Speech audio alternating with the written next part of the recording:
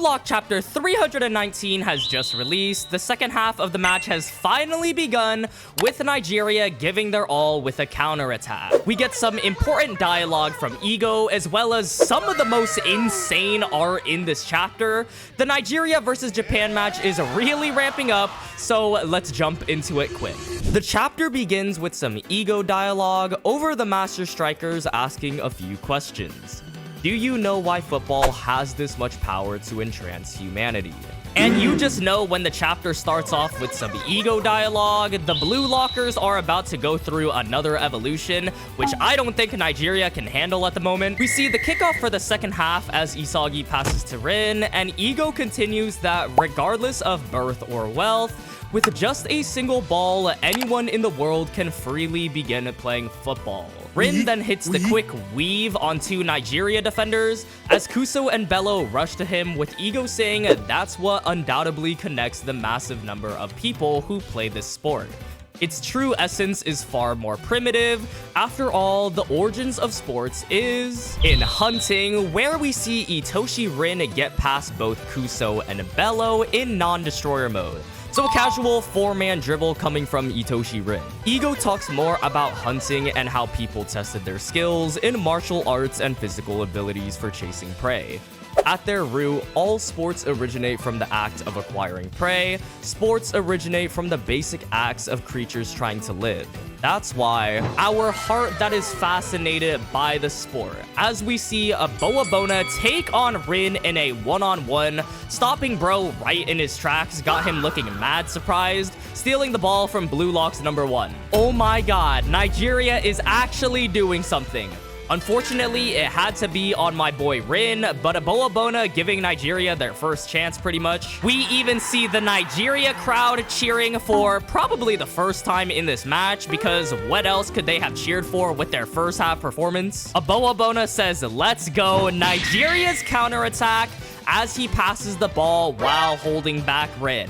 And y'all, this is not a good day to be a Rin fan. The Destroyer mode merchant allegations just became 10 times stronger. But anyways, we see the pass get to Kuso, who has Bachira marking him, as he compliments a Boabona's pass and ducks the fade with Bachira immediately giving it to Bello. Bello says, "Alright, don't just pass to Onazi," which was their new game plan going into the second half, as he runs away, weaving Karasu and screaming he'll score himself. Now, what exactly are we doing, gang? Screaming out your whole game plan is not the play. We acting like bro ain't right behind you, ears wide open listening. And what do you know, Karasu hears his change of tactics and tells him don't even dream of scoring while getting back to defend him. Yeah, you did this to yourself, bro. Acting all surprised like we didn't just give the enemy the step-by-step play on what we were gonna do. He now has no choice but to pass the ball to a new Nigeria player, Sadiq.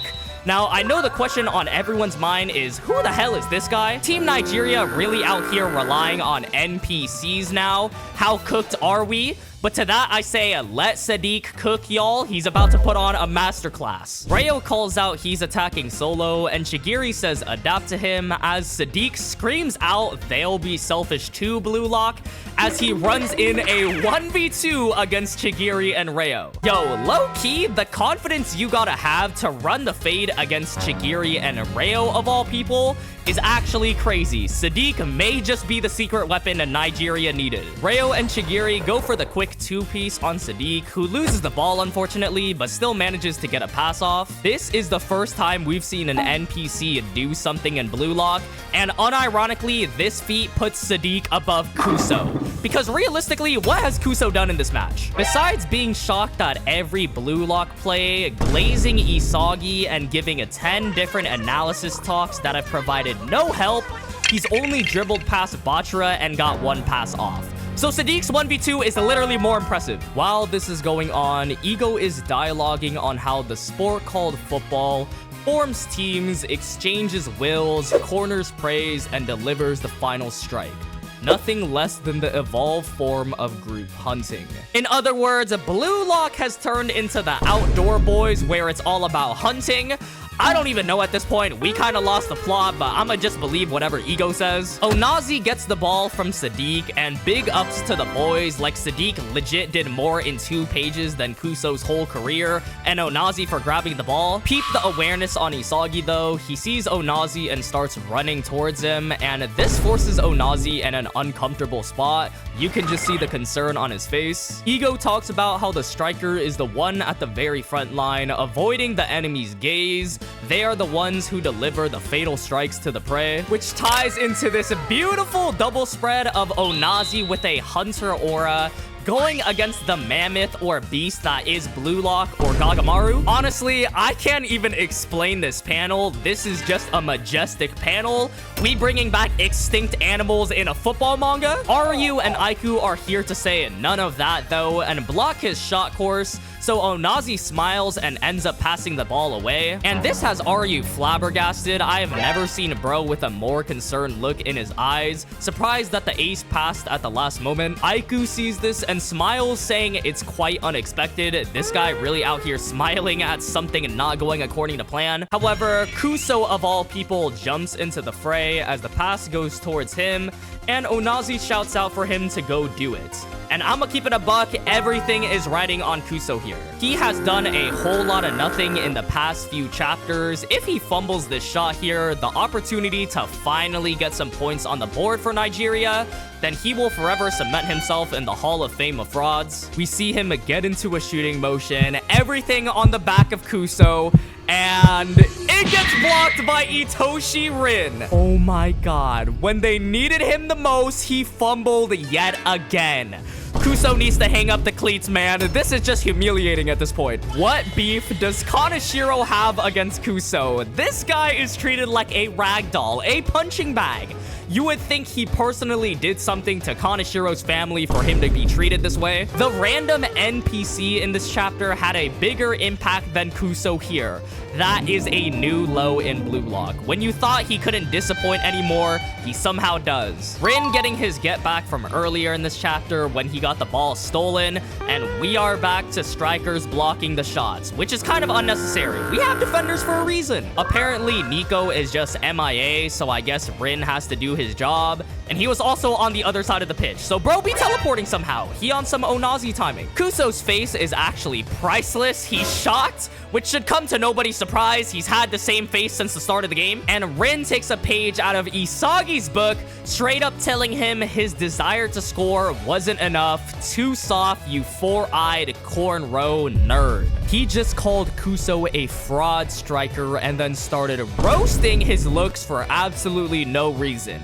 It's time to wrap it up. Kuso just needs to get on the bench. There is no recovering from this. The Japanese fans start celebrating at the defense as the ball goes in the air, and Ego says that's why humans drawn to this simple ball strive to live, feel the primal drive of life, and are captivated by this instinct. Aiku spots the ball in the air, and not a moment being wasted, hits the dash, activating his Metavision eyes. Bello ain't even got time to react before Aiku started moving. The worst case scenario is BLUELOCK getting possession again, and a Nigeria player tries to prevent that by getting on Aiku, but he just headers the ball away and it lands to none other than Isagi.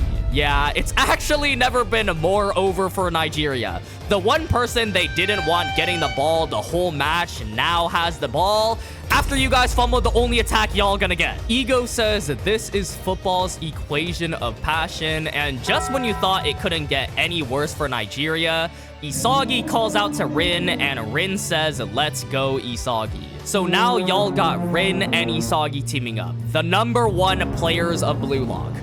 I know it's only the halfway mark, but yeah, just accept the loss at this point and move on. The rest of the match is unnecessary. Just give up. Ego tells them to go hunting, hunters who dream of being the world's best. Go prove that you are heroes, as Isagi and Rin start making their way up. But wait a damn minute, how is Rin right beside Isagi? Wasn't he just on defense blocking Kuso's shot? Kaneshiro not even hiding the teleportation at this point. Anyways, we see Isagi's puzzle piece aura as well as his Metavision activate. so it may be time for his first goal of the U20 World Cup, y'all. But the chapter ends off there on another cliffhanger, and even worse, it's break week next week, so no new chapter. I just gotta say it, man, Nigeria is getting embarrassed week to week. I really don't know what they plan to do next, or how they're even gonna score a point. They tried to play aggressive like BLUELOCK, couldn't do that. They did their whole relying on Onazi strat in the beginning, still couldn't score a point. Chapter after chapter, it seems like this game was more just to show how strong BLUELOCK has become,